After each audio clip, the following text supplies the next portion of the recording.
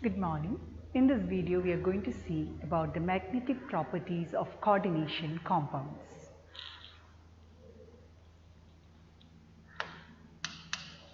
Magnetic properties.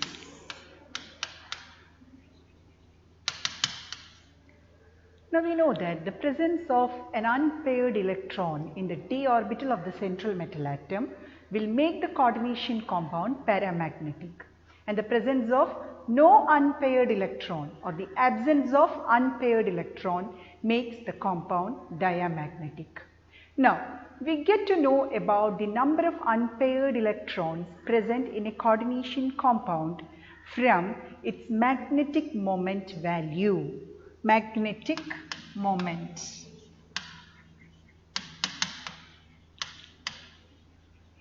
Magnetic moment is denoted by mu, and mu is equal to, there is an expression to find the magnetic moment, mu is equal to square root of n into n plus 2 Bm. Bm is the unit of magnetic moment and Bm means Bohr magneton.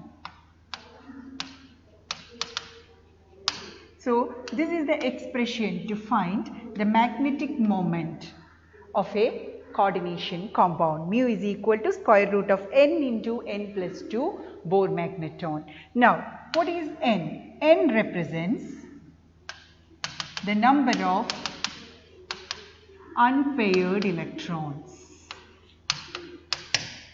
So n is the number of unpaired electrons. Now let's see what the value of magnetic moment mu if the number of unpaired electron is 1, 2 and 3. Suppose n is equal to 1, n means the number of unpaired electron is equal to 1, then magnetic moment mu is equal to square root of n into n plus 2, which means 1 into 1 plus 2, which is equal to root 3, which is equal to 1.73 Bohr magneton.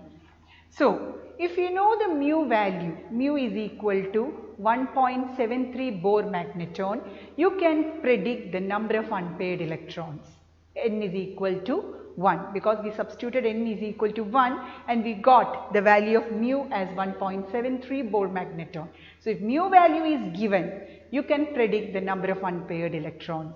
If mu is equal to 1.73, then the number of unpaired electrons, small n, is equal to 1. Now if number of unpaired electrons is equal to 2, then mu will be equal to square root of 2 into 2 plus 2. 2 plus 2 is 4, 4 2s are 8, which means root 8, and its value is 2.82 Bohr magneton. So if mu, that is the magnetic moment value, is equal to 2.82 Bm, it means that there are 2 unpaired electrons in the compound. Now let's substitute for n is equal to 3. So n equal to 3 means mu is equal to root of 3 into 3 plus 2, which is equal to 3 plus 2 is 5, 5 3s are 15, square root of 15, which is equal to 3.87 Bohr magneton. So if you see the magnetic moment value, mu is equal to 3.87 Bohr magneton, it means that there are 3 unpaired electrons in the compound. So from the value of magnetic moment, we can predict the number of unpaired electrons. And also from the value of magnetic moment, we can predict the geometry of the complex. Geometry means the shape of the complex. Okay, so that we will see with few examples. Now, you can see from these examples, that is n equal to 1, n equal to 2 and n equal to 3, you can say that as n value increases, the magnetic moment mu also increases. Now, if mu value is equal to 0, suppose the magnetic moment value is equal to 0, in that case we can say that there are no unpaired electrons in the compound, which means that the compound is diamagnetic in nature. So if mu is equal to 0, it means that the compound is diamagnetic in nature and there are no unpaired electrons. Now let's see example for to predict the geometry of the complex based on the magnetic moment value. Now here comes the question. The question is the spin-only magnetic moment of MnBr42- is 5.9 bm Bohr magneton. Predict the geometry of the complex ion. So here you can say that you are given the mu value. What's the mu value given in the question? Mu is equal to 5.9 bm. Now when you say 5.9 bm, it means that the number of unpaired electrons is equal to 5. That is small n, number of unpaired electrons is equal to 5. Let's substitute for that n in the expression for mu. Mu is equal to root of 5 into 5 plus 2. 5, 6, 7, 5 are 35, which is equal to root 35, which is equal to 5.9 bm.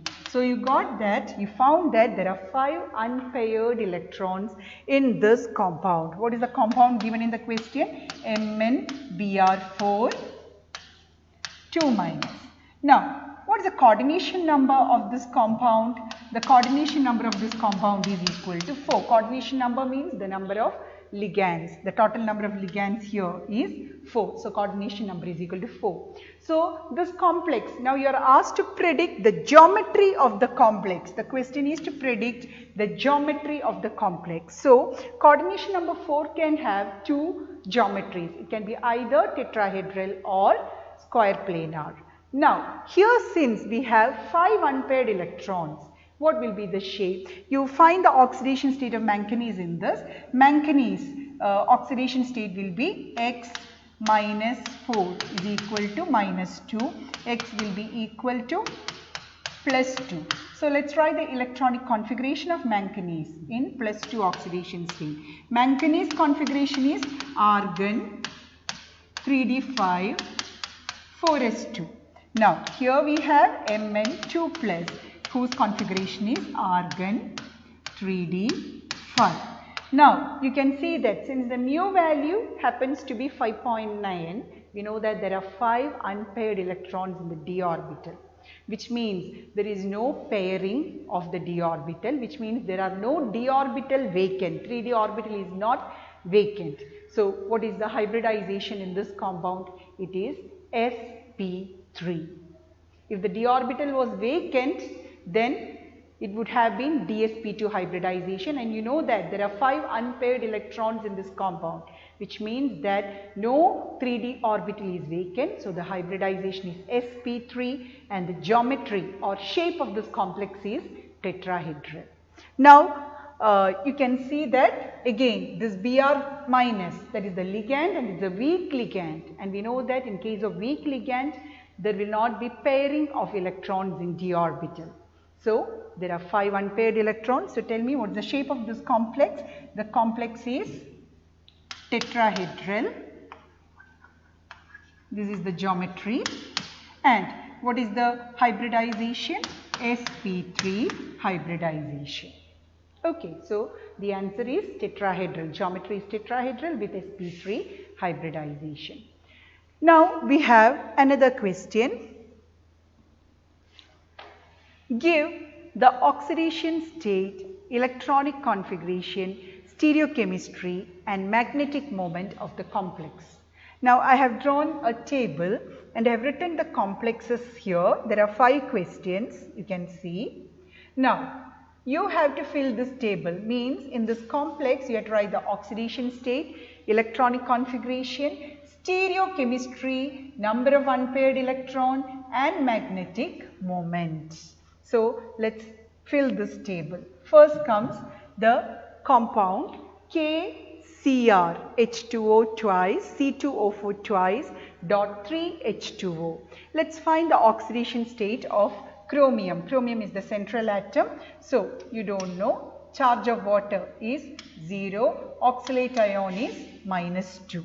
Now potassium is +1. So what is the charge of the complex part? It will be -1. So let's calculate. X minus 2 is equal to -1, and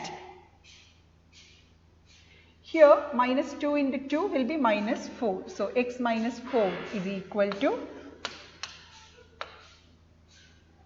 minus 1. So x will be equal to plus 3. So what's the oxidation state here? Plus 3. Now you have to write the electronic configuration of chromium in the next column. Now chromium is in plus 3 oxidation state. So you have to write the configuration of chromium in plus 3 oxidation state. And we know chromium takes the configuration of argon. Now chromium actual configuration in the ground state is 3d5,4s1. Now here you check the ligand. Now you can see here we have water as well as oxalate ion as the ligand. And water is a weak ligand and oxalate ion is a strong ligand. And here we have how many oxalate ion? 4, because C2O4 is a didentate ligand. So 1 C2O4 means it is 2. So 2 into 2 we have 4 oxalate ion. So here though there are 2 ligands, you have to check whether the electrons will pair or not depending on the number of ligands given in the compound. So here since oxalate ion is more in number, we have to consider that ligand, and we know oxalate ion is a strong ligand. So what will happen? Pairing of electron take place. Now when I say Cr3 plus means 3 electrons are lost, and 3 electrons are lost means what will be the electronic configuration? 3d3. And you know already that inner d orbital, 3d orbital, 2 are vacant. So here no need of pairing also. No need to check the ligand also, because when 3 electrons are lost from chromium, we have 3d3 as the configuration. So what will be the configuration here? Electronic configuration will be argon 3d3.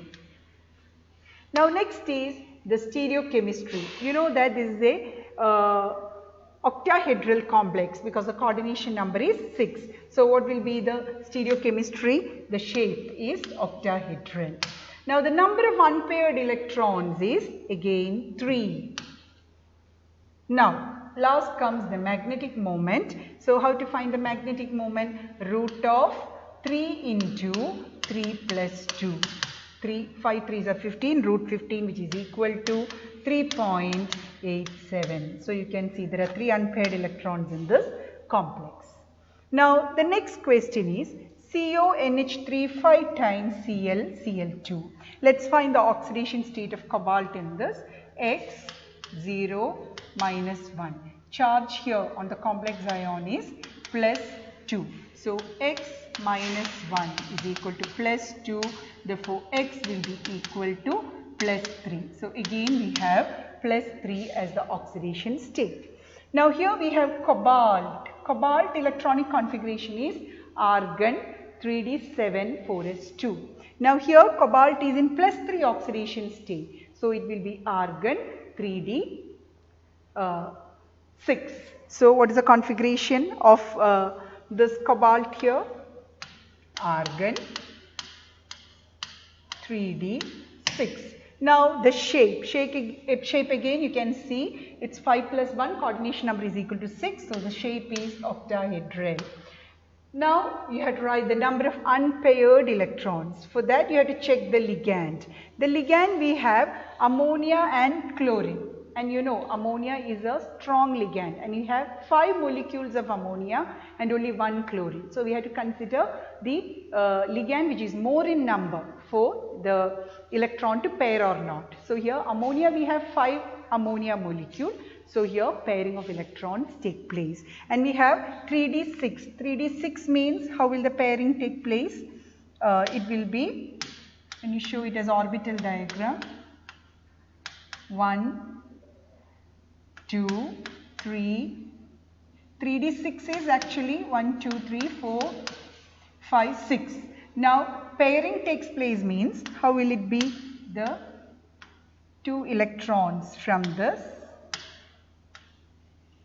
will jump to this vacant orbital, so that D2 is vacant. Okay, since ammonia is a strong ligand. Now you can see what is the number of unpaired electrons here. Any unpaired electron in the complex?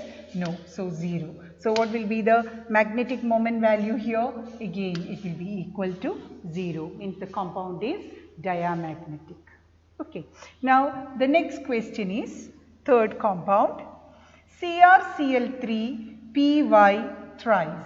Let's find the oxidation state of chromium. X minus 1. Py is pyridine whose charge is equal to 0. And here the complex is also neutral. So what is the oxidation state of chromium in this? X minus 3 is equal to 0 or X is equal to plus 3. So here again the oxidation state is plus 3. Now here we have chromium in plus 3 oxidation state. Now chromium, the configuration is argon 3d5 4s1. 3 electrons are lost, means argon 3d3. So what is the electronic configuration of chromium? Argon 3d3.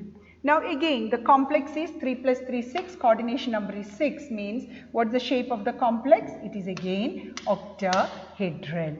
Now you have to find in the next column the number of unpaired electrons. So here again it is 3d3. So you know that already that 3d3, d orbital, 3 d orbitals are filled, which means how many unpaired electrons? No pairing will take place here because already 2 d orbitals are vacant. So what is the number of unpaired electrons? 3. So here 3. Now again you have to find the magnetic moment. Mu is equal to root of 3 into 3 plus 2, which is equal to 5 3s are 15, root 15, which is again equal to 3.87 dm. Now the next question is CsFeCl4. Cs is cesium, and let's find the oxidation state of iron. This is X. Cesium is the first group element, so its charge is plus 1.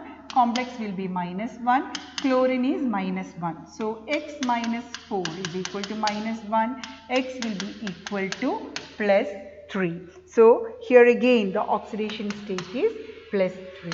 Now iron, we have to write the electronic configuration. Iron electronic configuration in ground state is 3d6-4s2. And here iron is in plus 3 oxidation state. So 3 electrons are lost, means it will be iron 3d5. So argon, not iron, argon 3d5. Now here the coordination number is 4 in this case. Coordination number is 4, and you can see that you have to predict the geometry. Now it is 4 means it can be either tetrahedral or square planar.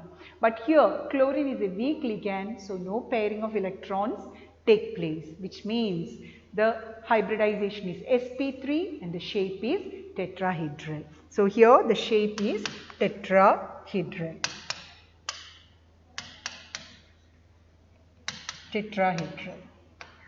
And what's the number of unpaired electrons here? The number of unpaired electrons will be equal to 5 because there is no pairing. Now you have to find the magnetic moment value, root of 5 into 5 plus 2. 5, 6, 7, 5 are 35. Root 35 will be equal to 5.92 bm, Bohr magneton. Now the last question is K4MnCn 6 times. Let's find the oxidation state of the central atom. This is X minus 1. So X minus 6 is equal to minus 1. X will be equal to minus 4. The charge is minus 4. Plus 1 into 4 plus 4, so minus 4. Now X will be equal to plus 2. So the oxidation state is plus 2.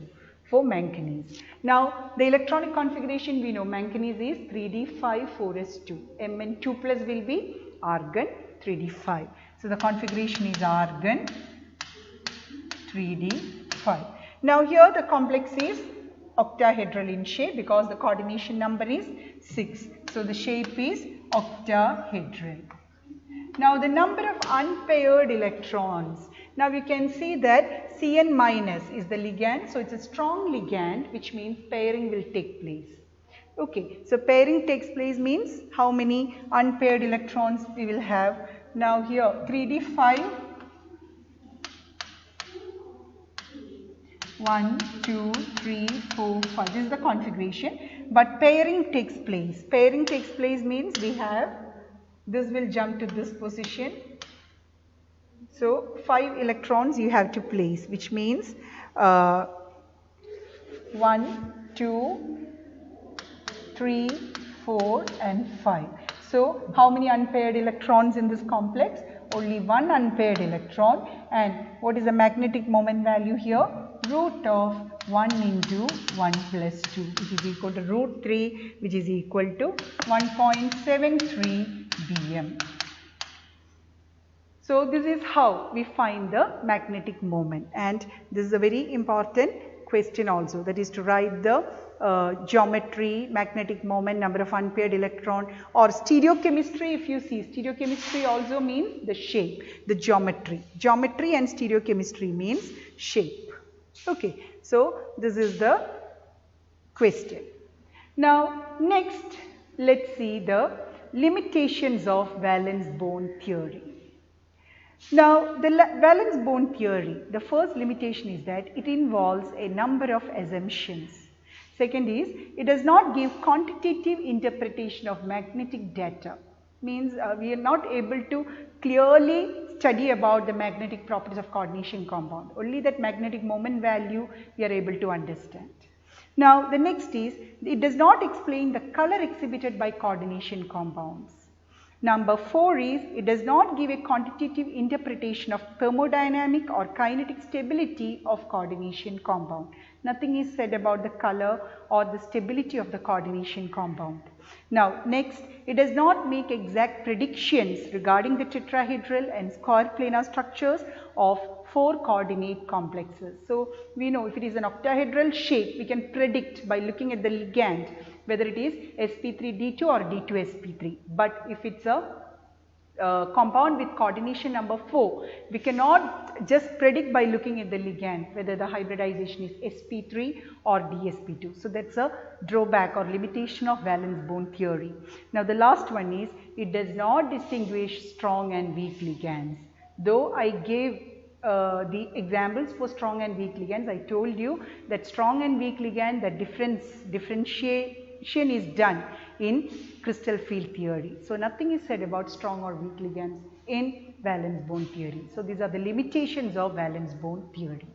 So with this we complete our valence bond theory of coordination compounds. Thank you.